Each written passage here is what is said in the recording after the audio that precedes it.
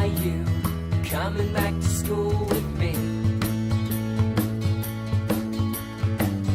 We could have done it all so easily. Hi, my name is Craig Thompson-Wood. I'm your host on Teaching with Board Games. Back again for another episode in the Monopoly May series. I'd mentioned before, if you're just coming into this one now, I'd talked, like last month, I was thinking about doing Monopoly because I've just never done Monopoly on my channel before. And in looking at Monopoly, I started doing more research into it and started seeing all these different ways, really interesting, really creative ways people are using Monopoly to teach different things. So, I mean, and just beyond the basics of the math and the reading that you would do in the regular play of the game. So I thought, instead of trying to cram that all into one episode, I thought I would take a few episodes and do it, and it just sort of happened. The alliteration worked out nicely for Monopoly May, and here we are. So the first one was called Intergroup Monopoly, and that was one which goes back to the original intention of Monopoly, which was to teach about the dangers of capitalism and monopolies, how private ownership of monopolies of properties and things leads to an unbalanced, unfair concentration of wealth. And so this one was really trying to illustrate that point, because what it looked at is that while in Monopoly all players are treated fairly, such is not the case in real life. So it was looking at some different ways in which people might be discriminated against and using those to illustrate the points of how unfair it is for some people to try to get ahead in life through that play of Monopoly in that way. Today what we're going to be looking at is it's interesting because I'm kind of going a little bit backwards here. I'm starting with the second half, where there was let me sort of take you through this. I mean, I found on a website which was called Hey Listen Games. There was an author there, I'm assuming the male pronoun of Zack. So Zack was, what he was doing was using Monopoly to teach in a more concrete form to illustrate the differences between capitalism, socialism, and communism. And so I thought that was really interesting. Now, Zack, as an economics high school teacher, only had 55-minute blocks in which to teach. He had got this idea originally from a person by the name of Ryan T. Cragun. Cragun. I think it's Cragun. I apologize for mispronouncing your name. He's a PhD. So Ryan T. Cragun, PhD, is a professor at the University of Tampa. He's a sociology professor there. And I'm going to put a link to his rules in the comments section below as well.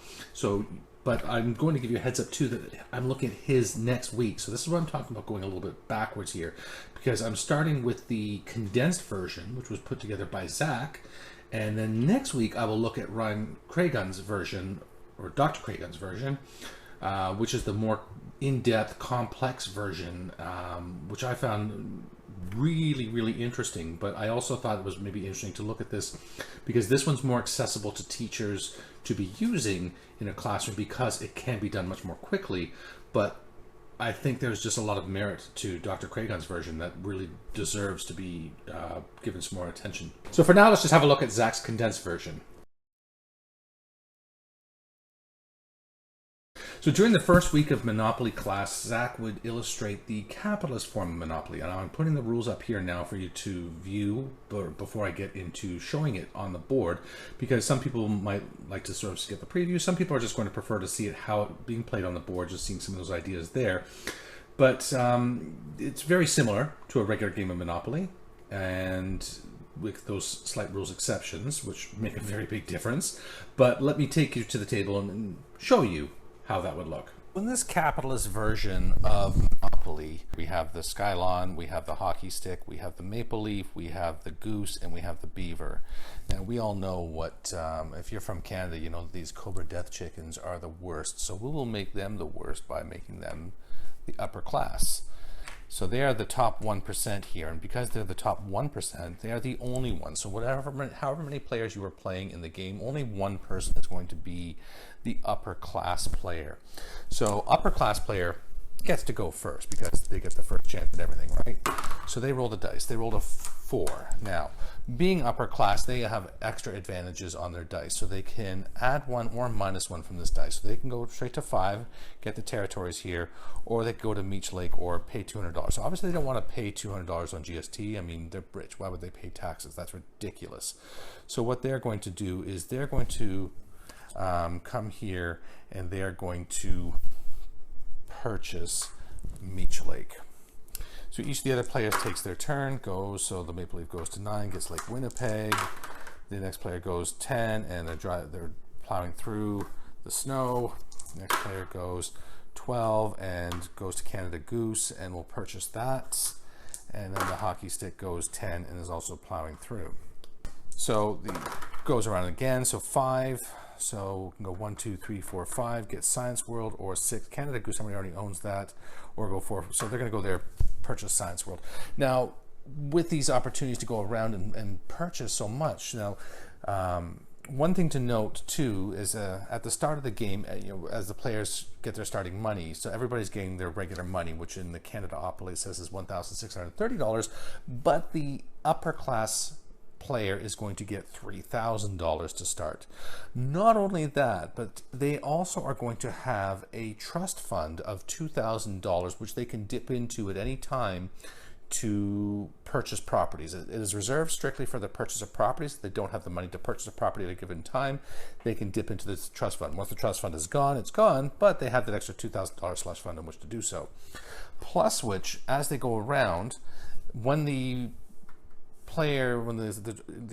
upper class player reaches the go space, they receive $400 instead of $200 for passing go. And if they ever get into jail, sent to jail, they can pay $500. Anybody can pay $500 for the lawyer, but it's really only going to be the upper class players going to be able to afford that. So, but while it says, well, it's fair, everybody can pay $500, but $500 is a lot, particularly when you're not making as much money as some people, or some geese in this case. If at any time a player lands on a property and cannot purchase it, then it goes to auction, and whoever pays the most for the auction will be able to purchase it for themselves. And one further advantage that the upper class player has is that at any point, if a player is out of money and they need to sell property in order to stay in the game, only the upper class player is able to purchase the property from that player, so they can make the deals with them, whatever they need to stay in the game, to keep playing, to give them a little bit of money until they steal it from them again. And that is how you play Capitalistopoly. So as you can imagine, the upper class in these capitalist games are always going to win, and they're going to win by a large margin because they have all the. So during the week of Monopoly, the second version that would be shown would be the socialist version of Monopoly. And as I'm talking now, you can see the rules are up for that one. This one's very different, obviously, than the capitalist version. It's played in a very different way than your regular game of Monopoly. Let me take you to the table and show you a little bit more about how this one is played. So when playing the socialist version of Monopoly, every player is getting the same amount of money. Every player is going to get $1,500 to start. Then one thing you're going to need is you're going to need a set of dice, a pair of dice for every player in the game, because what's going to happen is that everybody's going to roll at the same time. So let's just say, the Beaver rolls a 7, the Goose rolls a 5, Skyline rolls a 5, the Maple Leaf rolls an 8, and the stick rolls a 3. So Maple Leaf rolled an 8. They're the highest, so they would go first. So everybody's rolling, they compare their results, and Maple Leaf would then go their 8. And then Beaver would go their 7, and then these two went 5, and this one went 3. So everybody's going to get a turn to go. The purchase of property is done in the same way. Passing go is the same thing. But every time, everybody does their turns at the same time. It's just, not simultaneously, but everybody's rolling at the same time. You compare the rolls, and that way each turn everybody has a chance to go first depending on their roll. When you are paying for the rents and utilities on things, they're capped according to certain restrictions. So the properties on the thing here, regardless of how many improvements you have on the property, how many houses, hotels, whatever, you cannot exceed $50 for the property. On this side, it's $100, and for here's $150, and for here's $200. The idea of running into properties which is just insurmountable cost is greatly reduced because those capped rent costs. Furthermore, if you should happen to land on a property, like say you land on one of the most expensive ones here, like what would be Park Place and Boardwalk, or in this case CN Tower and Chateau Frontenac, if you can't pay it, so if you couldn't pay, say it was going to cost you $200 for the rent and you don't have that money, well, say you only have $150, well, give them your $150 and the bank will pay your other $50. So you're never going to go out, you're never going to go bankrupt, because if need be, you're going to get a bailout from the government, and that's going to be, the game continues in this way. So really it's hard to say. I guess you'd have to look at maybe who has the most monies or properties at the end of the game or something, because there's no way to lose. Nobody's ever going to go bankrupt, because at any point that you need the money, the government just bails you out. And that is the idealistic socialist version.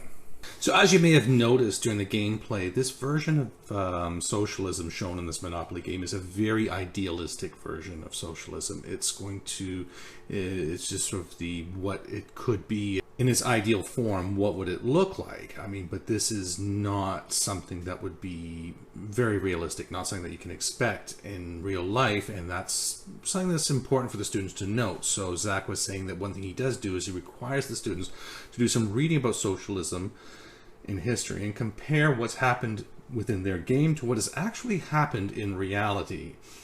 And this is important just to note, because while socialism sounds amazing on paper, there is real concerns with it, just as there is with any other system, such as the capitalism and the communism. So students just need to be aware of that, so that they're not misled into believing that this is a perfect system.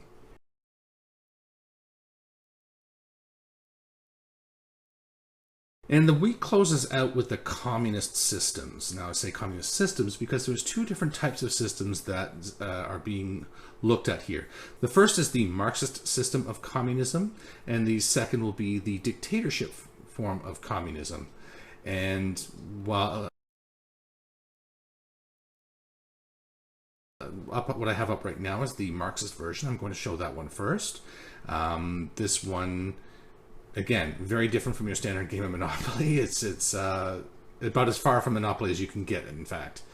Let me take you to... So in the communist Karl Marx version of the game, there's no money in the game. So all the money can just be taken out of the game. No bank at all. So everybody's going to not have to worry about that part of it. What you're going to do, though, too, because with no money, you're not buying any property. There's no purchase of property in the game. Everything is owned communally, but every individual has to live somewhere. So we're going to say, Skylon, you live at Fort Louisburg. Goose, you live at Magnetic Hill. And Maple Leaf lives here, and that's a utility. You can't do that one. Hockey Stick lives at L'Anse Meadow, and so on and so forth. So you just pick one of those, and that's where you live, and that's just your place. That's considered your home. Not that it has any bearing on the game. So everybody's going to take a turn. They're going to roll the dice. They're going to move, and they're going to move, and everybody just takes a turn, and they move to wherever they roll, right? And that's, when you go to the properties, you can't own it because it's owned by the government. You can't buy it because you don't have money. You can't do anything, so you just kind of visit it, and you go around and around. Once somebody crosses go, so say all these players are like so, and this player has now crossed go, at that point what you're going to do is the players are going to need to have a collective discussion about how they're going to govern themselves. They need to talk about things about how to improve their homes, maybe hotel pieces to illustrate improvements on the homes, changing different rules of the game. They're going to discuss also what they want to do with their times as the players in the game here, because they don't have to work for money. So this should also be discussed as the game begins. The players just kind of go around and just exist in this game without any real direction or anything. There's no winning, there's no losing, there's no owning, there's no game. But that is communist Karl Marx version of Monopoly. So as the author himself knows, there is absolutely nothing fun about this game. It is not even a game. It is just a bunch of rolling dice and moving around a board for no reason, because you don't collect money, you don't buy property, you can't win, you can't lose. It's an exercise in just movement and existing on a board. It's just nothing to it. And the game has no logical conclusion, and because it's just, again, you don't win or lose, you just play until somebody says stop. So, which would probably be me about 10 minutes after this game had started. So what this game is doing is showing that communism is more about the community and the role of the individual within the community, rather than it is about the individual as the individual, and the individual furthering their own place in society. So this helps the students to understand that.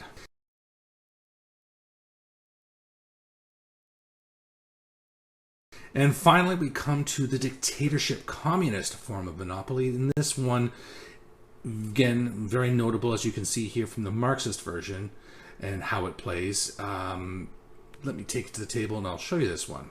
So in the communist dictatorship version of Monopoly, you're going to have one, maximum two players who are the communist officials of the game. The communist officials own all the property in the game before the game even starts. There's not even the need to purchase any properties, because it is yours before the game even begins.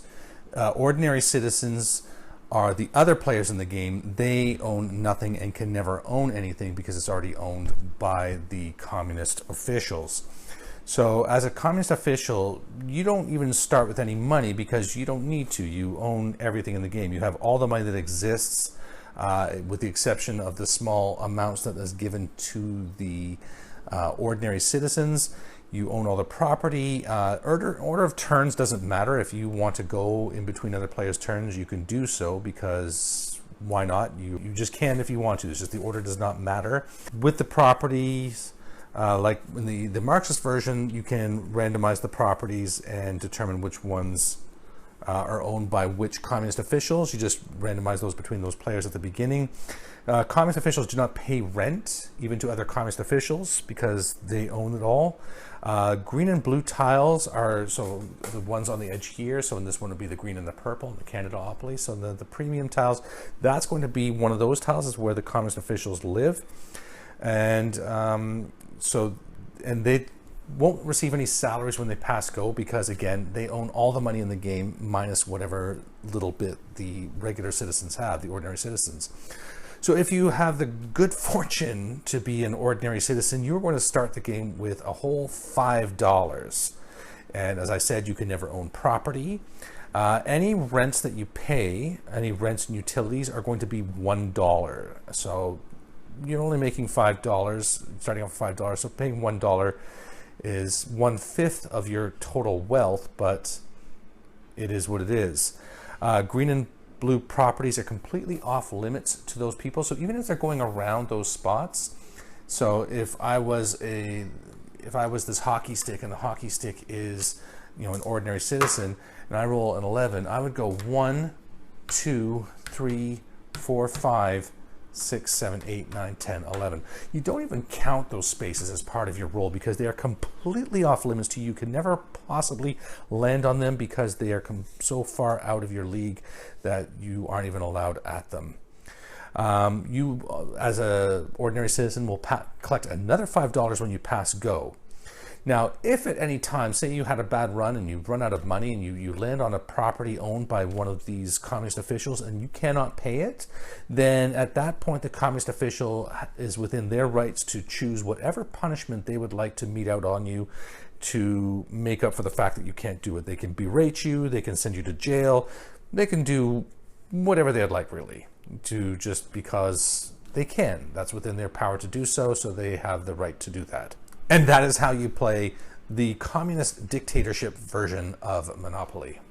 So in his article, Zack mentions he felt it was really important to look at this one because of the nature of the Marxist government and how its lack of any sort of real form of government leads to a power vacuum. And there's always going to be something that wants to fill that vacuum.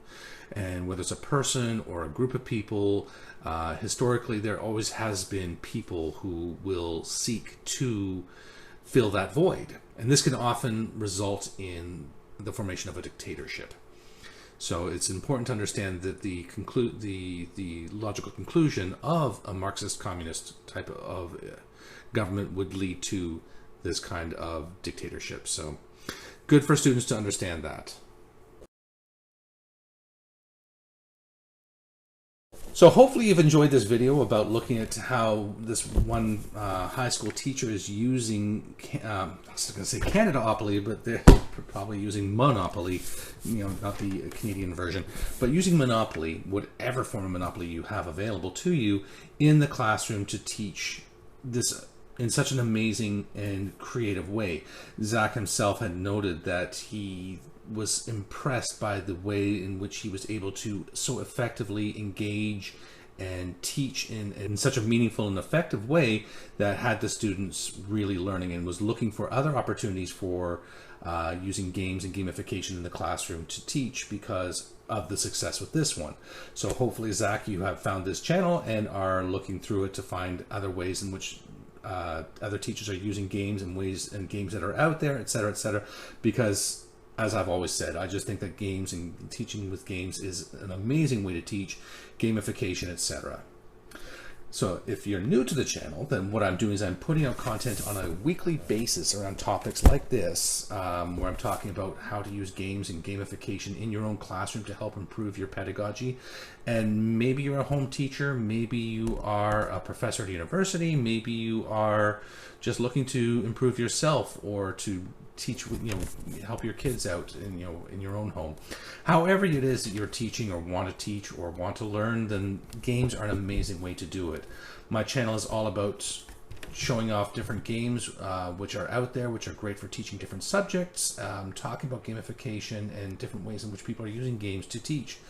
If this sounds good to you, then please do hit like and subscribe down below, even that little bell icon on the side there, which tells when I'm putting out new content, which, like I said, is on a weekly basis. And if you have any ideas for topics you might like to see on the channel, please leave me a message in the comment section below. I do love to hear from the viewers, as it helps me to give you relevant content. And that is going to wrap it up for today's episode. Until next time, I'm Craig Thompson, your host on Teaching with Board Games, saying thanks for coming to the classroom. Are you coming back to school with